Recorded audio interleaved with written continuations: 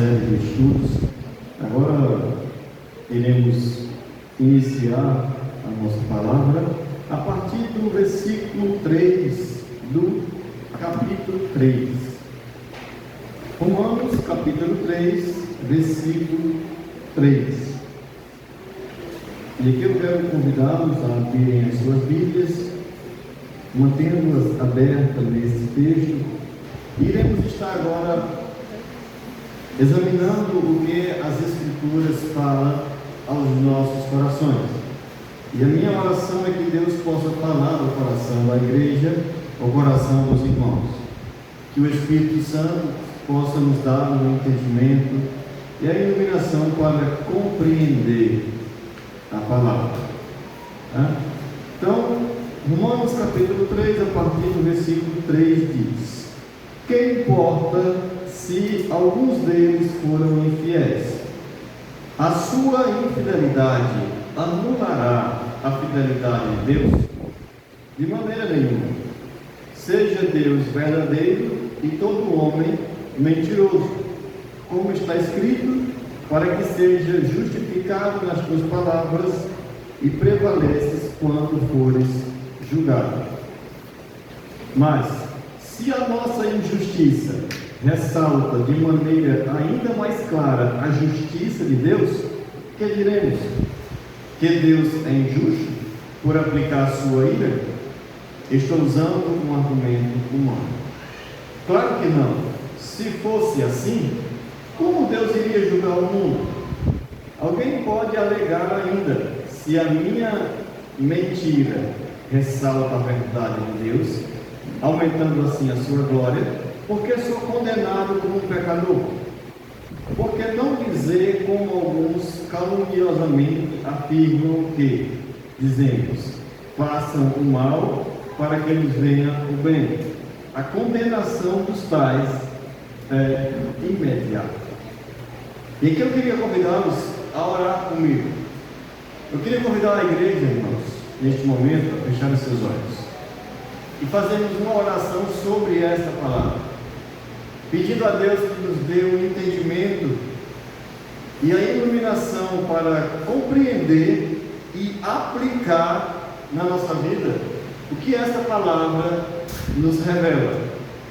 Senhor, neste momento nós estamos diante da Tua palavra, diante da Tua revelação, e a nossa oração, meu Deus, é que a nossa mente e os nossos corações possam ser, Senhor Deus, iluminados pelo Teu Espírito Santo, nos capacitando a entendê-la perfeitamente conforme a Tua vontade e não a nossa, aceitando, Senhor, o que ela vem falar aos nossos corações, aceitando como sendo a Tua verdade e a Tua justiça sobre a nossa vida.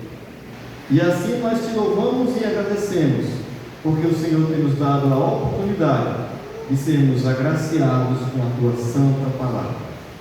Por isso ao Senhor damos honra e glória em nome de Jesus. Amém. Amém. Meus irmãos, chegamos agora num ponto da exposição onde Paulo continua a enfatizar a característica pecaminosa do homem, ou enaltecer a pecaminosidade, a natureza pecadora que todos nós temos. Mas este ponto ele torna-se um ponto especial, um ponto especial. Na última semana, os versículos 1 e 2, nós meditamos acerca das vantagens de ser cristão, principalmente o fato de ter a palavra de Deus, de ter acesso a esta santa palavra. E agora esta palavra também nos revela algo que é importantíssimo para a nossa caminhada. Existem algumas questões aqui, nós vamos abrir um parêntese para tratar de assuntos que são próprios nossos, que é muito comum nós ouvirmos algumas pessoas dizerem o criticarem os crentes pelos seus erros. É muito comum um cristão ser apontado por cometer uma falha ou outra.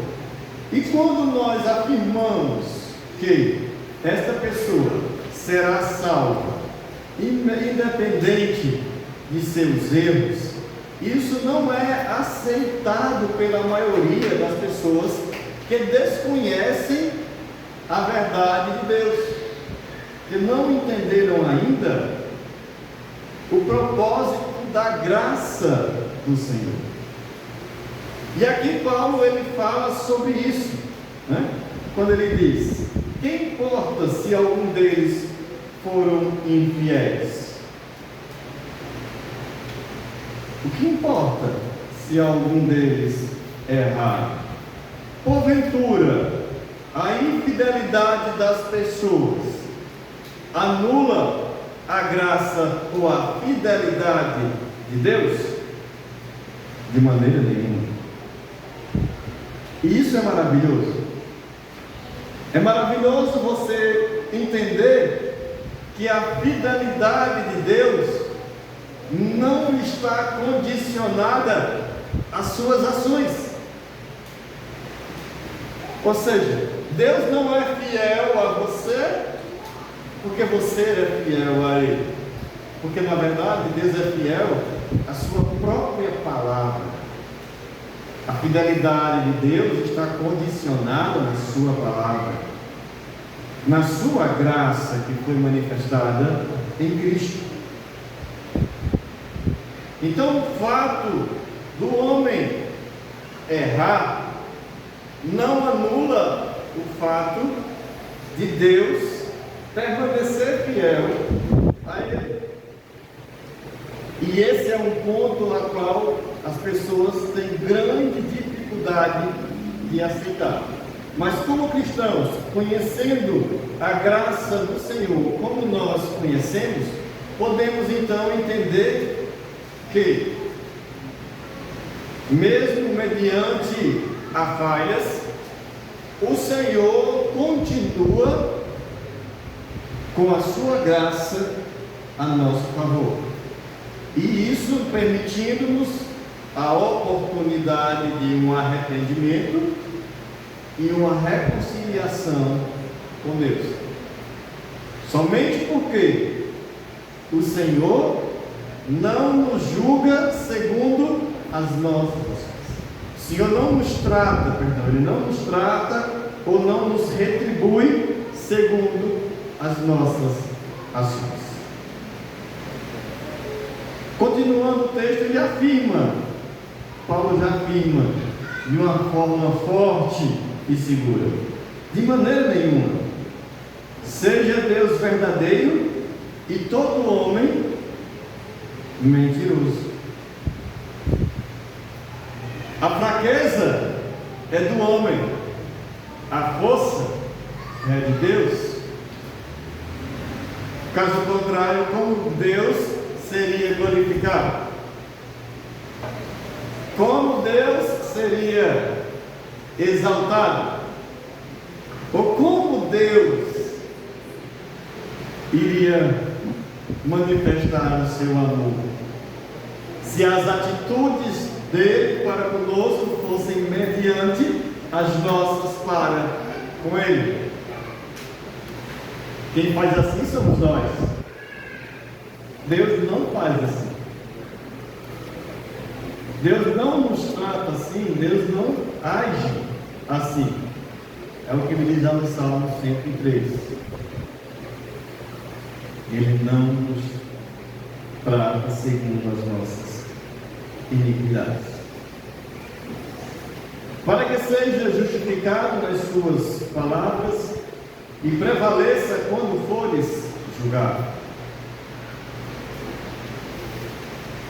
Eis a condição da fidelidade do Senhor. Eis o princípio de retidão do Senhor. Meus amados irmãos, entendam uma coisa: a palavra de Deus, ela permanece a mesma sempre. Ele não muda. Ele é sempre justo. Mas, diz o versículo 5, se a nossa injustiça ressalta de maneira ainda mais clara a justiça de Deus, o que diremos? Deus é injusto por aplicar a sua ira? E aqui Paulo diz, eu estou usando um argumento humano. Porque quando afirmamos que os nossos pecados enaltecem a graça de Deus, ou seja, onde abundou o pecado, superabundou a graça. Ou seja, quando eu sou um pecador, Deus é glorificado quando Ele exerce justiça e misericórdia e graça para comigo.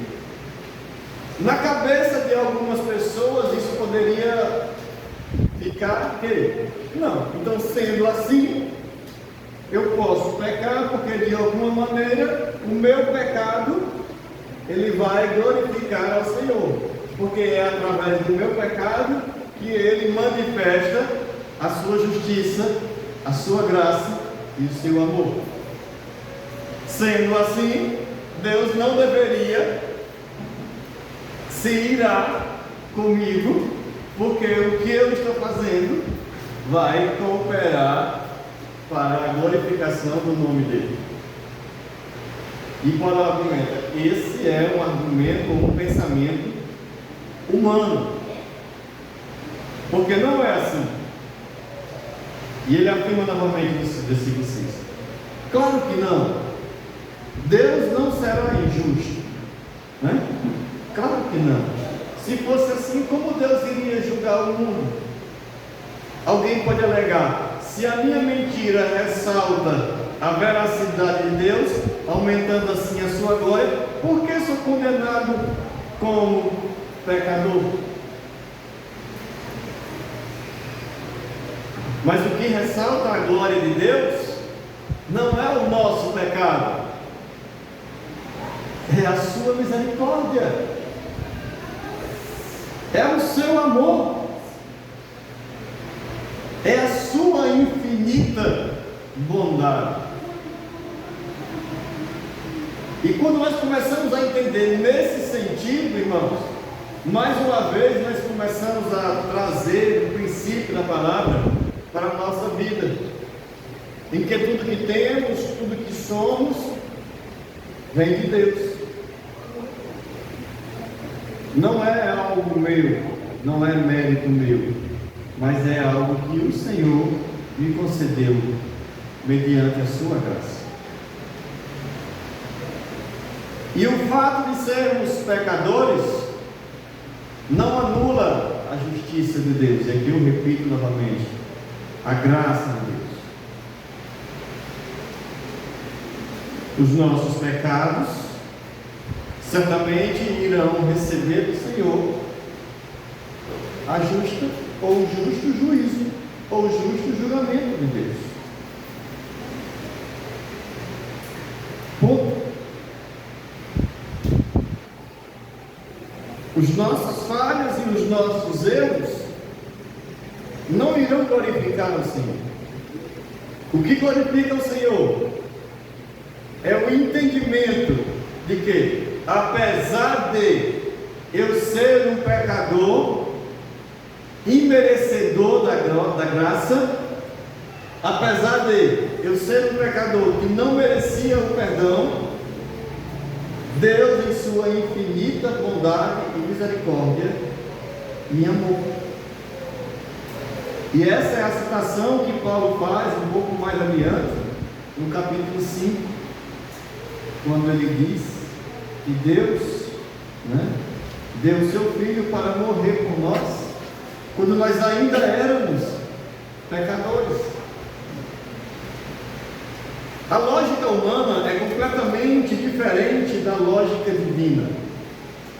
Por isso, Paulo também afirma que Deus usou A loucura os loucos para confundir os sábios. Os fracos confundir os fortes. Porque a mentalidade humana busca uma lógica diferente da lógica divina. A cabeça do homem pensa totalmente o contrário daquilo que Deus imagina. Porque na cabeça do homem, o homem natural, ele tem uma lógica simples, olho por olho, dente por dente. E aí isso que fez justiça. Mas nesse contexto, onde o Senhor será glorificado? Aonde caberá então agora a graça, o amor, a bondade, a misericórdia? Como Deus será exaltado se o homem faz justiça com suas próprias mãos? Se o homem é auto-justificado? Porque a glória de Deus é manifestada na fraqueza do homem. A glória do Senhor é manifestada na condição pecadora e miserável que o ser humano vive. Por isso a afirmação de Paulo: onde abundou o pecado, superabundou a graça. E isso, queridos irmãos, não é razão ou motivo para vivermos no pecado. Pelo contrário, eis a razão pela qual o nosso coração deve ser constrangido a viver uma vida de santidade. Porque eu sei que Deus me ama. Porque eu sei que o Senhor me perdoou. Porque eu sei que Ele exerceu misericórdia comigo quando eu não merecia. E isso deve quebrantar o meu coração. Isso deve me constranger. Não eu fazer uso da graça de Deus para dar ocasião aos meus pecados. Quantas vezes as pessoas não fazem isso, não? Quantas e quantas pessoas que estão aqui esta noite já não fizeram isso? Senhor, eu sei que é pecado, mas me perdoa. Eu vou fazer, mas eu sei que é pecado. Isso não está certo. Está errado. Mas mesmo assim, vamos fazer.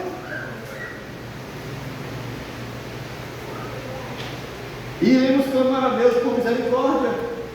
E iremos pedir ao Senhor que nos conceda graça. E sabe o que é que vai acontecer? Ele vai nos conceder misericórdia e graça.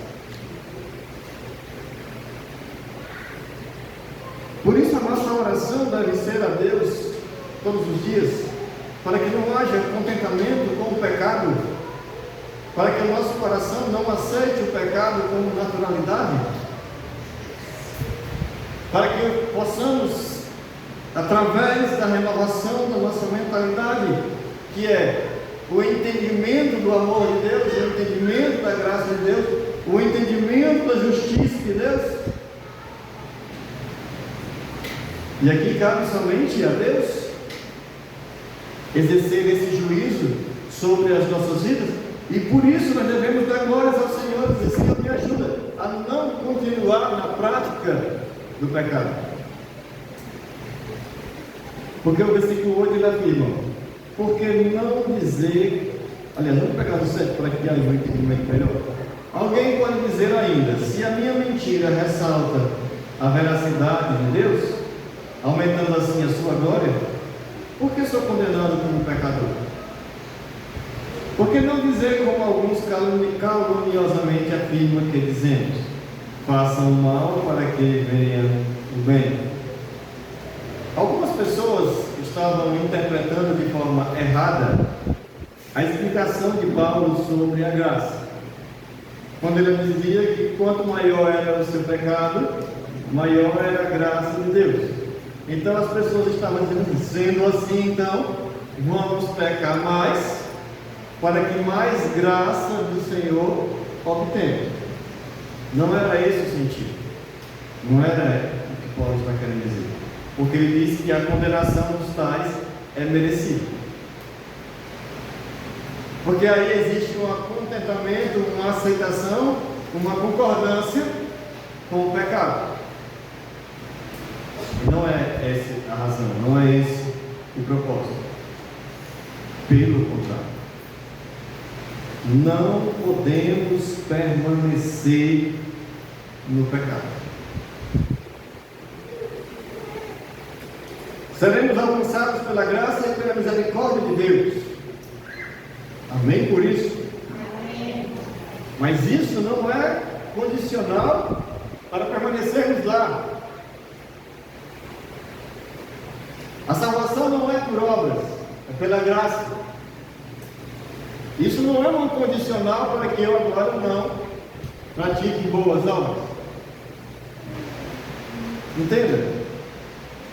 Vamos entender que não podemos usar a liberdade que o Senhor tem nos dado em Cristo Jesus como uma libertinagem. Não podemos fazer uso errado daquilo que o Senhor tem nos dado. Não é porque Deus perdoa os meus pecados que agora irei pecar.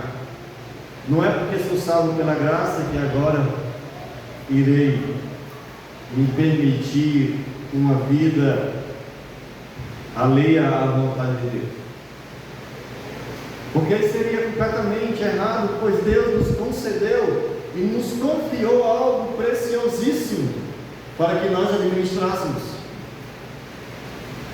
E quando pensamos assim, e quando agimos assim, é como se nós estivéssemos negligenciando a graça de Deus.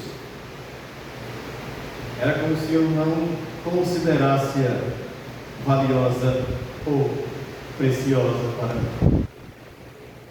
Meus queridos, a nossa vida, a nossa salvação, ela está nas mãos do Senhor. Tudo é do Senhor, nada é nosso, porque nós somos fracos. Certamente, se a salvação dependesse de nós, nenhum de nós seríamos salvos. Se o ser salvo fosse condicionado a uma perseverança no caminho, certamente nós não iríamos ser salvos. Não temos resiliência o suficiente, não temos força o suficiente. Por isso, nós entregamos a nossa vida a Jesus. Por isso é que nós somos servos do Senhor. Por isso é que nós nos rendemos a Ele, porque reconhecemos a nossa insuficiência, reconhecemos a nossa pequenez.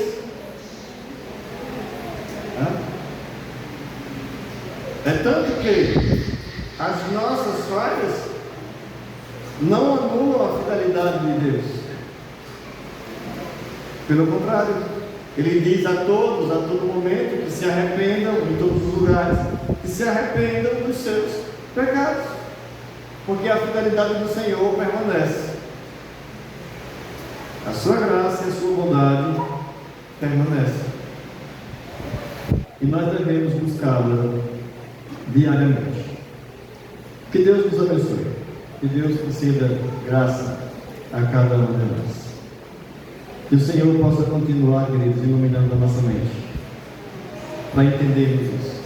Entender principalmente a nossa condição, uma condição de inteira dependência de Deus.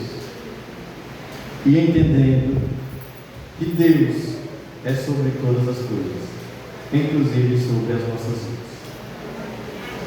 Vamos orar então ao Senhor nesse momento? Vamos orar e agradecer a Deus pela oportunidade que Ele nos deu hoje de ouvirmos a Sua palavra e de sermos agraciados com algo tão precioso. Bondoso e maravilhoso Deus, te damos graças pelo que aqui recebemos do Senhor esta noite. Louvamos o Teu nome e Te bendizemos, ó Pai, em todo momento. Que ao Senhor seja dada toda a honra e toda a glória. Que os nossos corações glorifiquem ao Senhor. Que as nossas vidas glorifiquem ao Senhor. Que as nossas atitudes glorifiquem ao Senhor. Essa, Pai, é a oração que fazemos em nome de Jesus. Amém. Que Deus abençoe a todos. Em nome do Senhor.